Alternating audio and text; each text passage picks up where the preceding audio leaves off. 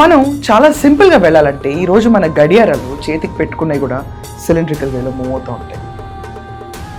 మనకు కనిపించే డైమెన్షన్ అంతా కూడా మనకి రెండు కళ్ళు సిలిండ్రికల్గా ఉన్న వాటితోనే కనిపిస్తూ ఉంటాయి.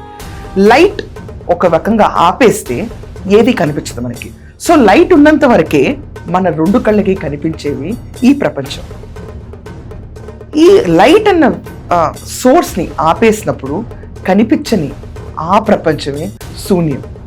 ఆ శూన్యంలోనే అబండెంట్ ఎనర్జీ దాగి ఉంది. దాన్ని ట్యాప్ చేసి ముందుకెళ్ళిన వాళ్ళే యోగ సాధకులు, యోగులు, మహర్షులు. శివుడు అర్ధనారీశ్వరుడు. శివుడికి పార్వతి, తలపైన గంగాదేవి. ఒక రకంగా చిత్రాలు, రూపాలు వేసుకుని మనం పూజిస్తూ ఉంటాం. కానీ ప్రతి ఒక్కళ్ళు గుర్తుంచుకోవాల్సింది ఏంటంటే శివతత్వంలో శివుడి మెడలో ఉన్న పాము దగ్గర నుంచి వాళ్ళ కుమారులు ఉన్న వాహనం నెమలి దాకా బద్ధ శత్రువులు, కానీ ఒకే దాటిపై నడుస్తూ ఉంటాయి. ఇది ఒక కుటుంబ వ్యవస్థని చూపిస్తూ ఉంటుంది. చాలామంది భిన్నమైన మనస్తత్వాలు ఉన్నవాళ్ళు, శత్రుశేషాలతో ఉన్నవాళ్ళు కూడా మన కుటుంబంలో మన చుట్టూ ఉంటా ఉంటారు.